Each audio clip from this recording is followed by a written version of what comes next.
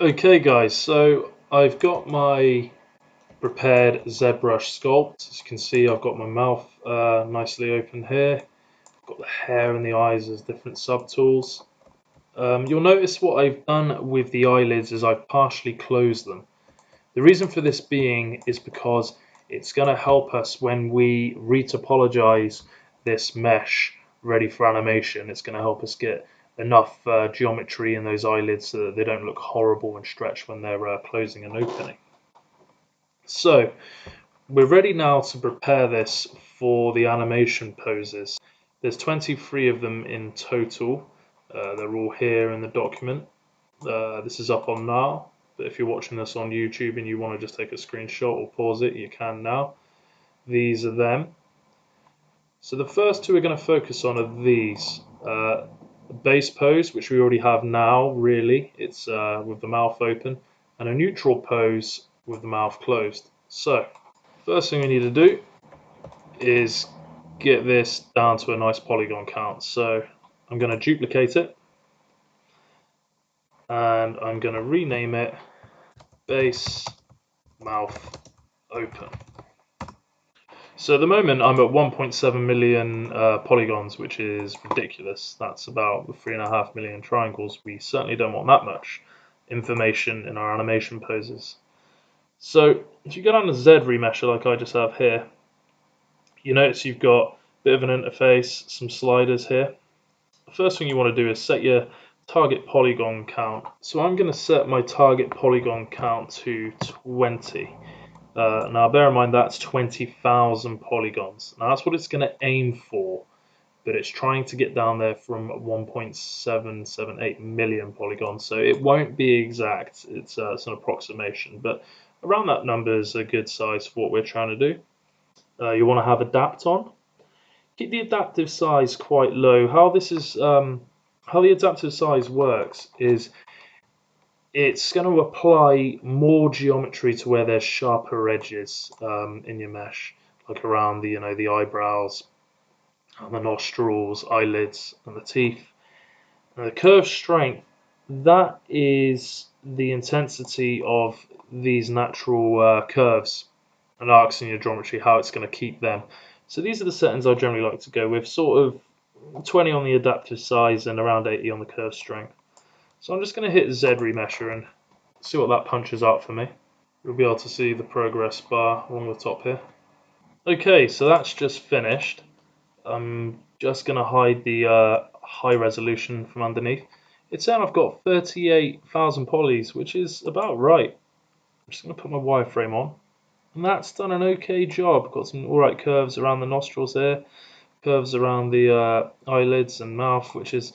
So it's mostly what we want. It's not perfect. If I was going to put this into a game and not a cutscene, I would be a bit more pedantic about these curves.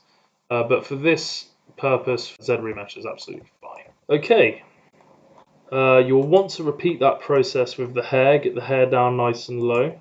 Once you've done that, you are ready to start getting these poses ready. So I'm just gonna turn fill off there on my wireframe. Now the first thing you want to do is get these eyelids back open. I'm just going to zoom into here, pull them back up into a bit more of a standard position. Okay, so that's the first thing you want to do with your base pose. The base pose is now complete, so that's one pose done. All of the poses I'm going to make now are probably going to be duplicates of the base pose, and I'm just going to edit them with the move topological brush as I just did with the eyelids then. So I'm going to duplicate this subtool, and I'm going to rename it neutral mouth mouth closed. So all I'm going to change on this one is I'm going to close the mouth. So this is pretty much the opposite to how we open the mouth. I'm going to mask off the jaw and the inside of the mouth. Got to make sure I don't accidentally select the upper mouth here. That won't end too well for me. If I hit Control I, remember it inverts the selection. So now just the lower jaw is what's going to be affected. I'm just going to soften that mask selection by holding Control and clicking on the masked area. See how it's softened that quite nicely? If I go over to my rotate tool now and I draw out my gizmo like so, get it in that side view and rotate it mostly shut. Okay, yeah, that's not too bad.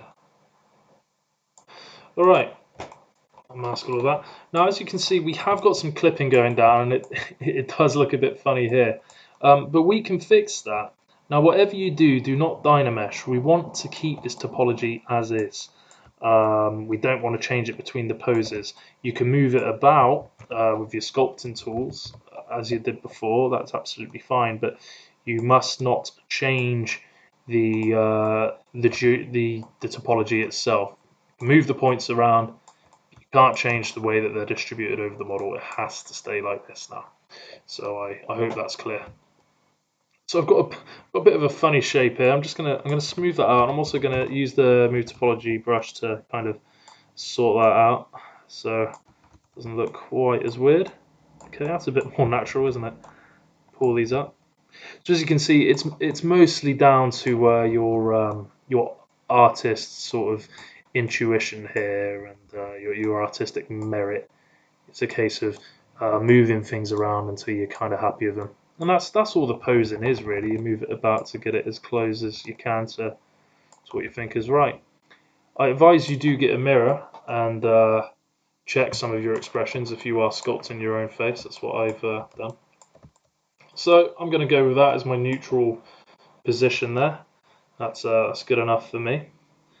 So with these two, I've kind of got enough that I can duplicate and keep editing them to create the rest of my poses. I'll just show you what I've got so far. So here are my other poses, all nice and finished for you to look at. As you can see, I've got them all as different subtools. My eyes and hair are distributed to their own subtool, and they, as I say, they stay the same for all of the other poses. So I can just go through them like so, nice and easy.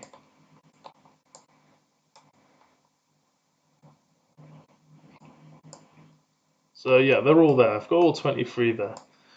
So once you've got all these poses down, what you'll need to do is export them. And you'll need to export them as an object file, which is easy enough. You just go to Export after you've got the subtool selected that you want. Here, select Object File, and then choose where you want it to go, and export it. And you are good to go. So that concludes preparing the poses for animation. If you want more information on retopologizing your model or sculpting in ZBrush, I have got some other videos that I recommend you watch. Otherwise, thanks for watching, and I'll see you next time.